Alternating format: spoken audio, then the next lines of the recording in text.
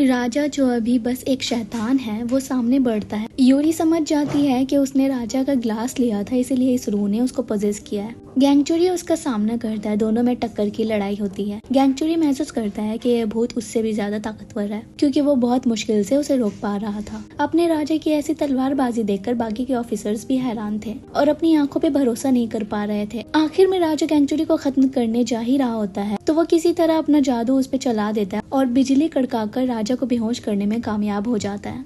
वो आत्मा बाहर आ जाता है जिसे सिर्फ यूरी और गैंगचुरी ही देख पा रहे थे। वो अभी भी उन पे हमला कर रहा था। वो वैसे तो समझ ही गया था कि गैंगचुरी इंसान नहीं है। यूरी मंत्र वाला चाकू उसके पेट में घुसाकर चैंटिंग करके उसे भगाने की कोशिश करती है। यहाँ अंधे आदमी के रिचुअल में भी भंग आ रहा था और उसके मुंह से खून निकलने लगता है और यहाँ वो भूत भी गायब हो जाता है। राजा और राजकुमार दोनों को ऑफिसर्स ले जाते हैं वहाँ से। हाकिम गुआंग को चेक करके क्वीन को बताते हैं कि ये अभी बस बेहोश है, बाकी कोई चोट नहीं आई है। क्वीन पूछती है वहाँ पे मौजूद ऑफिसर से कि आखिर हुआ क्या था। वो बोलता है जो भी मैंने देखा उसे समझ पाना मेरे लिए मुश्किल हो रहा है। वही राजा यून और यूरी से मिलने निकल गया है। यूनक उन्हें आराम करने को कहता है जैसे कि डॉक्टर ने कहा था, पर वो नहीं सुनता और उसे ये भी याद आता है कि उसने आज कुछ तो अजीब किया था। वहीं यूरी और गैंगचुरी को कोठरी में बंद कर दिया गया है क्योंकि भलाई का तो जमाना नहीं रहा। यूरी उसे दर्द में देखती है क्योंकि लड़ाई में उसके सीने में एक तीर भी जाकर लगी थी। सो वो उसे करीब आकर उसे निकालने चाहती है, पर वो दर्द में है और उसे मना कर देता है, जिसपे वो कहती है खुद को बहुत बड़ा देवता कहते हो और इतनी सी चोट बर्दाश्त नहीं हो पा रही है। वो कहते हैं क्योंकि ये बॉडी ही बहुत कमजोर है। उसी दौरान वो फौरन से एरो निकाल लेती है और उसके कपड़े हटाकर जख्म देखती है तो वही जड़ी बूटी निकालती है जिसे उसने जंगल में यून के पाँव पे लगाने के लिए इकट्ठे किए थे। मन में बोलती है आखिर ये तुम्हारा बॉडी में इस्तेमाल हो ही गया। दवाई लगाकर वहाँ पे मौजूद कपड़े से चोट को बांधती है। उसे अपने इतने करीब पाकर उसके दिल में कुछ कुछ होने लगता है और इसका इल्जाम वो यून की बॉडी को देता है और फौरन से दूर हट जाता है। वो कहती है क्या हुआ? वो बोलता है कुछ नहीं, तुम इतने पास थी ना। जिसपे वो कहती है तो दूर से कैसे तुम्हारे खून को रोकूं?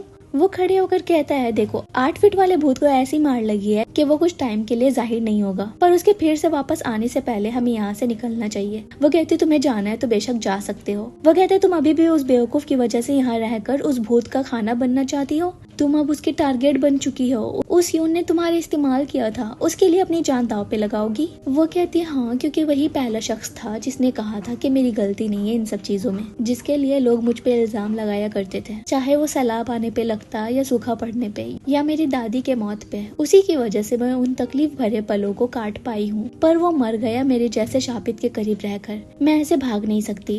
इतने में राजा आता है वहाँ और तलवार गैंगचुरी के गर्दन पे रख कर बोलता है मैंने देखा था तुम यून का आप नहीं हो, तो बताओ कौन हो तुम? वहीं गुआंग को होश आती है, अपनी माँ को पहचान जाता है और अपने वालिद की तलब करता है। यहाँ गैंगचुरी बोलता है अपने जान बचाने वाले के साथ ऐसे सुलूक कौन करता है? हाँ मैं यून नहीं हूँ, वो मर चुका है और उसे उसी मिनिस्टर ने मारा था जिसे मैंने दोपहर में देखा। मैं इस बॉडी को बस कुछ वक्त के लिए यूज कर रहा हूँ। वो कहता है क्या बकवास है, और तुम्हारी हिम्मत कैसे हुई मेरे बेटे को हाथ लगाने की और मेरे खून को नुकसान पहुँचाने की? यूरी बीच में आकर कहती है राजा जी प्लीज इसकी जान बख्श दीजिए, इसने ही राजकुमार को बचाया है। उतने में रानी आती है गुआंग के साथ और किंग को बताती है कि ये सही बोल रही है। गुआंग भी कहते हैं हाँ इन्होंने मेरी जान बचाई, आप इन्हें सजा ना दे। मेरे अंदर एक ऐसा शैतान था जो मुझे टॉर्चर किया करता था। सो उनके कहने पे दोनों को रिहा कर दिया जाता है। किंग ऑफिसर से पूछता है जब मैं उसके साथ लड़ रहा था तब कैसा दिख रहा था? वो कहता माफ करना मेरे अल्फाज का, पर आप नॉर्मल नहीं लग रहे थे। जिसपे वो पूछता है जैसा मेरा बेटा बीमारी के वक्त लगता था क्या मैं भी वैसे ही कर रहा था?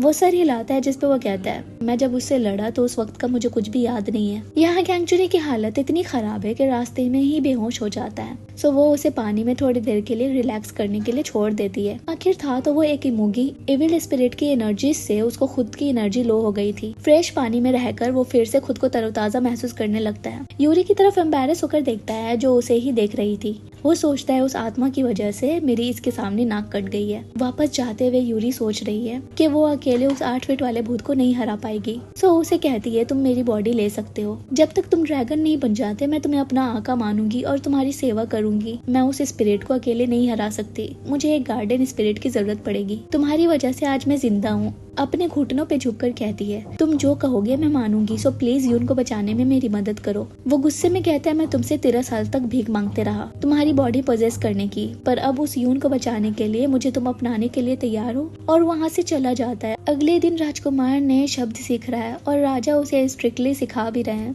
वहीं किंग की माँ आती है गुआंग को देखने। जब उन्हें खबर मिलती है कि अब गुआंग ठीक है, वो उसे पास बुलाकर गले लगाने का बहाना सूंघती है और उसकी आंखें चेक करती है। उन्हें कुछ भी अजीब महसूस नहीं होता। सोच रही है क्या वो आत्मा सच में चला गया। वो आती है अंधे बाबा के पास, पूछती है आखिर हुआ क्या था। वो कहता है महल में कुछ तो ऐसी पावरफुल एनर्जी है जिसने मेरे मंत्र की बेइज्जती की और मैं रिचुअल पूरी न कर सका, और उस आत्मा को अंदरूनी चोट भी आई है। मैं पता करने की कोशिश कर रहा हूँ। वो कहती है जाने दो। मैंने किंग से अपने नफरत के कारण और अपने राजकुमार योंग को बचाने की खातिर उस आत्मा को कुछ देर के लिए इस्तेमाल में लाया। मैं उसका सामना दोबारा नहीं कर सकती। राजकुमार योंग के कपड़े देकर कहती है, इसमें ऐसे मंत्र पड़ी है कि वो आत्मा जिसे मैंने बुलाया था उससे दूर रहे।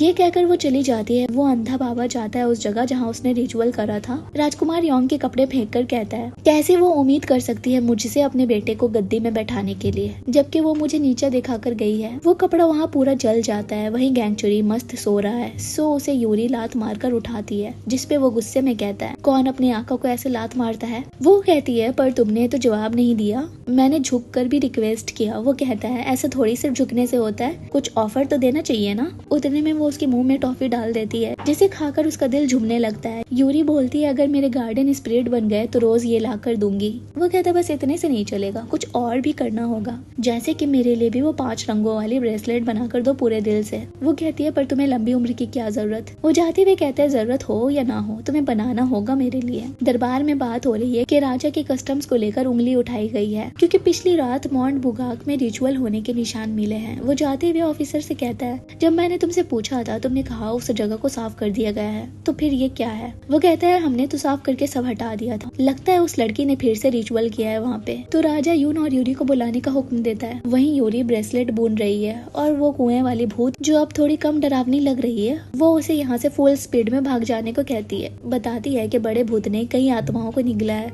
पूछती है, क्या तुम्हें डर नहीं लगता। वो कहती है, मैंने हर तरह की रूहें देखी है, पर इस जैसी आज तक नहीं। हाँ, मैं भी डरी हुई हूँ, पर मैं भाग नहीं सकती। वो घर की साफ सफाई कर रही होती है तो यून की माँ आकर उसे मना करती है ये सब करने से, पर वो ऐसे मुफ्त में यहाँ नहीं रहना चाहती। जिसपे वो बोलती है, तुमने जो चश्मा मुझे दिया वही मेरे लिए काफी है। फिर वो जाती है खाना बनाने, जिसपे गैंगचुरी अपने पसंद का खाना तैयार करने को उन्हें हुक्म देता है। वो कहती है, हाँ मेरे बेटे अभी बनाकर लाती हूँ। उनके जाने के बाद वो यूरी से बोलता है, देखो कुछ सीखो इनसे। तो वो पोछा उसके मुंह पे मारकर बोलती है, जाओ तुम भी कुछ काम करो, दिन रात ऐसे ही पड़े पड़े ऑर्डर देते रहते हो। उन्हें तुमने अपनी गुलाम समझ रखा है क्या। उसके गंदे जूते को देखकर पूछती है, तुम तो हमेशा घर पे रहते हो, तो ये गंदा कैसे हुआ। कल रात कहीं गए थे क्या। वो कहता है, नहीं ये हमेशा ही ऐसा था। उतने में ऑफिसर्स आकर यूरी और यून को पकड़ लेते हैं। राजा आते हैं तो यूरी पूछती है, आपने तो हमें माफ कर दिया था, तो फिर ये क्या है। वो शेमन का सामान उसे दिखाकर बोलता है, हाँ मैं तुम्हारा शुक्रगुजार हूँ, पर पिछली रात ये सब हमें मिला। तुम्हें पता है ना कानून है, यहाँ कोई भी शेमन एंटर नहीं कर सकते। तो फिर ये सब क्या है। वो बोलती है, पर ये सब मेरा नहीं है। गैंगचुरी ऐसे देख रहा है जैसे कि उसी ने ये सब किया हो, ताकि उन्हें महल से निकाल दिया जाए, क्योंकि यूरी तो ऐसे जाने नहीं वाली थी। और यही होता है, राजा यूनगाप और यूरी को कैपिटल से निकलने का ऑर्डर दे देता है। वो उनसे कहती है, पर 8 फीट वाला भूत फिर से आएगा। इस बार तो वो चला गया, पर वो कोई और रास्ता निकाल लेगा आपके और राजकुमार तक पहुँचने का, क्योंकि वो आत्मा रॉयल फैमिली के लिए दुश्मनी रखे हुए है। गैंगचुरी मन में सोच रहा है, अब क्या करोगे। अपने बेटे के लिए कानून तोड़ दोगे या फिर अपने कानून पे कायम रहोगे। खुद को तो अलग दिखा रहे थे, पर तुम भी सब इंसानों जैसे ही हो। पर उसके होश तब उड़ जाते हैं जब वो अपने हुक्म पे अड़े रहता है और उन दोनों को निकाल देने को कहता है। उन दोनों को कैपिटल के बाहर रस्सी खोलकर आजाद कर देते हैं। पैसे देकर कहते हैं, दोबारा मत आना। वो जाते हुए ऑफिसर से राजा को एक संदेश पहुंचाने को कहती है कि वो अपनी ग्लास को अपने पास ही रखे, इससे वो उस आत्मा से महफूज रहेंगे। उनके जाने के बाद गैंगचुरी पैसे गिनता है और वो सोच रही है, पर जब मैं वहाँ थी तब तो कोई रिचुअल के निशान नहीं थे, ऐसा कैसे हो गया। फिर दिखाया जाता है कि ये सारा कांड गैंगचुरी ने ही किया था पिछली रात। वो कहता है, अब बताओ, वहाँ तो दोबारा हम नहीं जा सकते, तो कहाँ चले। वो कहती है, माउंट नेबुल। मंग गेस्योप के पास। उनके पास अभी भी मेरी दादी के टूल्स है। मुझे पता नहीं किंग के पास वो पत्थर कहाँ से आया। अब वही इस सवाल का जवाब दे पाएंगे। वो कहता है तुम अभी भी हार नहीं मान रही हो, पर हम अब दोबारा महल नहीं जा पाएंगे। वो कहती है तुम्ही ने कहा था वो भूत जिस पे भी अटैक करता है उसे टारगेट बना लेता है, और वो अपने टारगेट तक आएगा जरूर। अगर वो आया मेरे पास तो मैं उसे भी अपने साथ ले जाऊंगी और यून को बचा लूंगी। अगर तुम्हें नहीं चलना तो मैं अकेले चली जाऊंगी। यहाँ राजकुमार योंग की माँ डॉजर क्वीन आती है और अपने बेटे को कंबल में कांपता देखती है। ये वही था जिसने उस मेड की इज्जत लूटी थी, और उसे कलसी में देखने के बाद से वो सहमा सा रहता है। वो आकर पूछती है अब तुमने क्या कर दिया है? हमेशा तुम्हारी गलतियों को छुपाती रहती हूँ ताकि किंग को पता न चले। उसका यूनक बताता है इस बार इसने कुछ किया नहीं है, बल्कि उस नौकरानी जो कुएं में मरी थी आकर इसका गला दबाने लगी। वो समझ जाती है रानी की नौकरानी के आत्महत्या के पीछे उसके बेटे का हाथ है, तो वो उसे जोर का चमाट मारती है और बोलती है जब भूतों से इतना ही डर लगता है तो इतना बड़ा गुनाह करने से पहले सोचना चाहिए था। वो कहता है आप मेरे पास ही रहो ना, वरना वो फिर से आकर मुझे डराएगी।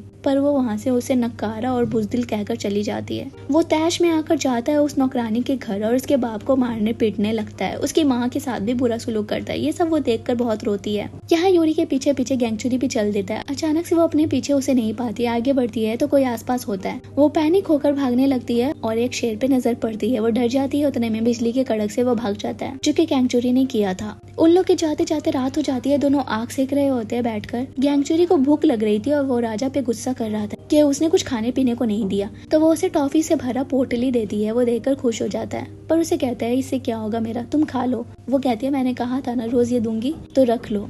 वैसे भी मंग गेस्योप का मंदिर दूर नहीं है, तो वो खा लेता है मजे मजे में और बोलता है इसका मतलब ये नहीं है कि मैं तुम्हारा गार्डन स्पिरिट बन गया, तुम्हारी मेहनत देखकर ही मैं कुछ कहूंगा। वो पूछते है क्या तुमने ही उस शेर को भगाया था? वो कहता है हाँ, तुम्हारी वजह से मुझे उम्मीद मिली है फिर से ड्रैगन बनने की, इसीलिए मैं अपनी उम्मीद को ऐसे खो नहीं सकता। तो वो उसे घूरने लगती है और वो थोड़ा ऑकवर्ड हो जाता है। अपनी टॉफी की पोटली लेने के लिए हाथ बढ़ाता है पर वो गायब था। वो किसी को वहाँ से भागते हुए देखता है। उसे लगता है कि उसी ने ये चुराया होगा। उसके पीछे जाता है तो वो बुजुर्ग आदमी था। वो किसी तरह अपनी टॉफी ले लेता है। उतने में पीछे से मंग गेस्योप आ जाते हैं और वो समझ जाते हैं कि ये कोई इंसान नहीं है। दोनों में डंडेबाजी होती है। वहीं यूरी गैंगचुरी की टोपी लेकर उसके पीछे भाग रही है।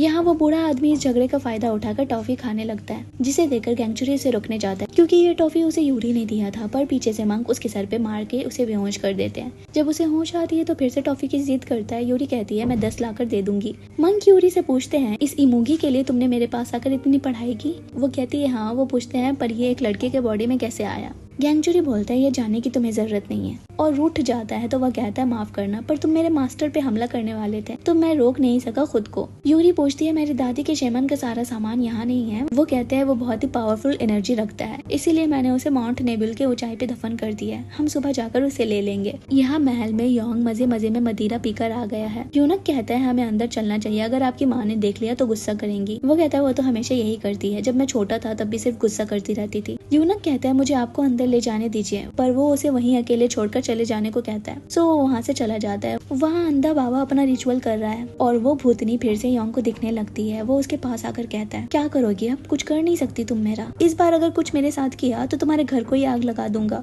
उतने में वो 8 फुट वाला भूत योंग को टारगेट बना लेता है, जिसे देखकर वो डर के मारे छुप जाती है।